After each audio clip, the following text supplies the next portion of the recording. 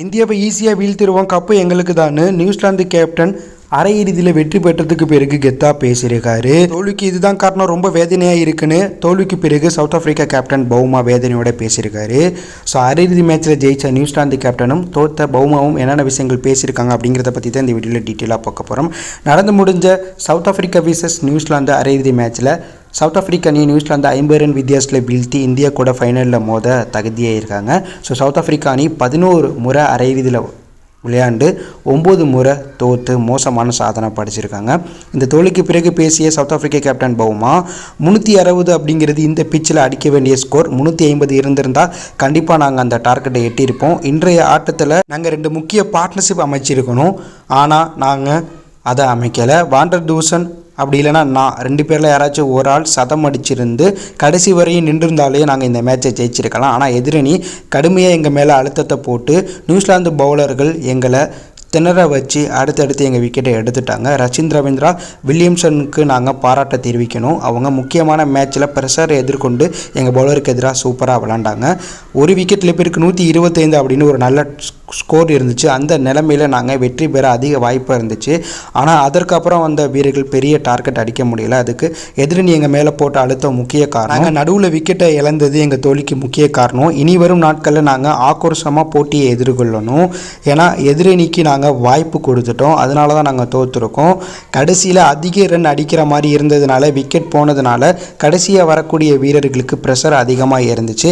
இதனால் இந்த மேட்சை நாங்கள் லாஸ் பண்ணிட்டோம். முக்கிய தருணத்தை நமக்கு ஏற்ற மாதிரி நமக்கு சாதகமாக அதை யூஸ் பண்ணி போட்டிக்குள்ளே வந்து வெற்றி பெறணும். அப்போ தான் வெற்றி பெற முடியும். ஆனால் நாங்கள் எங்களுக்கு சாதகமாக இந்த போட்டியை அணுகலை, அதுதான் தோல்விக்கு காரணம். இனிமேல் இந்த தப்பை நாங்கள் பண்ண மாட்டோம் அப்படின்னு பவுமா சொல்லியிருக்காரு. வெற்றிக்கு பிறகு பேசிய நியூசிலாந்து கேப்டன் மிச்சல் சாட்னர் இறுதிப் போட்டிக்கு தகுதி பெற்றது நினைக்கும் போது மகிழ்ச்சியாக இருக்குது. இந்த தொடரில் முழு அணியாக நாங்கள் கடும் சவால் நிறைந்த பல தரமான அணிகளை வீழ்த்தியிருக்கோம். இந்தியாவுக்கு எதிராக ஏற்கனவே நாங்கள் விளாண்டு நல்ல அனுபவம் பெற்றிருக்கோம். மீண்டும் அவங்கள சந்திக்க போகிறத நினைக்கும் போது மகிழ்ச்சியாக இருக்குது. அதுக்காக நான் காத்துட்ருக்கேன். ரச்சின் ரவீந்திரா எங்களுக்கு நல்ல அடித்தளத்தை அமைச்சு கொடுத்தாரு. இதே போல் இறுதிக்கட்டத்தில் எங்கள் அணியை சேர்ந்த வீரர்கள் பெரிய சாட்டாடி எங்களுக்கு நல்ல இலக்கை பெற்றுக் கொடுத்தாங்க. இதே போல் எங்கள் பவுலர்கள் முக்கியமான கட்டத்தில் விக்கெட் எடுத்தாங்க. தனிப்பட்ட முறையில் நானும் பந்து வீச்சில் 3 முக்கிய விக்கெட்டை எடுத்தேன். அது எனக்கு மகிழ்ச்சியை தருது. ஒரு அணியாக இணைந்து எதிரணியை நெருக்கடிக்கு உள்ளாக்கி நாங்கள் வீழ்த்தியிருக்கோம். எங்களுடைய திட்டமே அதுதான். எங்கள் அணியில் 4 சுழல்பந்து வீச்சாளர்கள் இருக்காங்க.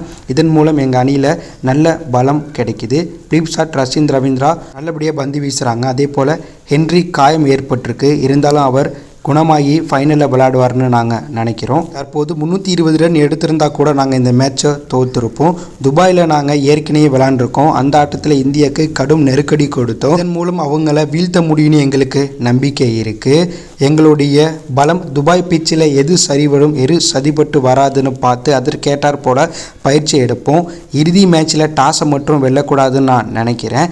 கண்டிப்பாக இந்தியாவை வீழ்த்தி கோப்பையை வெற்றி பெறுவோன்னு சாட்னர் வெற்றிக்கு பிறகு கெத்தா பேசியிருக்காரு. மிச்சல் சாட்னர் சொல்கிற மாதிரி இந்தியா விசஸ் நியூசிலாந்து துபாயில் நடந்த மேட்ச்சில் 40 ஓவர் வரையுமே நியூசிலாந்து பேட்ஸ்மேன்கள் சிறப்பாக விளாண்டாங்க. வில்லியம்சன் மற்றும் அடுத்தடுத்து இந்திய வீரர்கள் நியூசிலாந்து விக்கெட்டை எடுத்ததுக்கு பிறகு தான் இந்திய அணி கம்பேக் ஆகி அந்த மேட்ச்சில் ஜெயித்தாங்க. ஆனால் அதே போல் ஃபைனல்லையும் நடக்குமா அப்படிங்கிறத வெயிட் பண்ணி தான் பார்க்கணும். ஏன்னா நியூசிலாந்துலேயும் 4 ஸ்பின்னர்கள் இருக்காங்க. இந்தியாவுக்கு நிகரான பேட்டிங், பந்து வீச்சு, ஃபீல்டிங் அட்டாக் நியூசிலாந்து கிட்டே இருக்குது. இதனால் ஃபைனலில் இந்திய அணி நியூசிலாந்து வீழ்த்து கோப்பையை வெற்றி பெறுமா அப்படிங்கிறத வெயிட் பண்ணி தான் பார்க்கணும். ஸோ நீங்கள் சொல்லுங்கள், நியூசிலாந்து வீழ்த்தி இந்திய அணி கோப்பையை வெற்றி பெறுமா அப்படிங்கிற கருத்தை கமெண்ட்ல லீவ் பண்ணுங்கள்.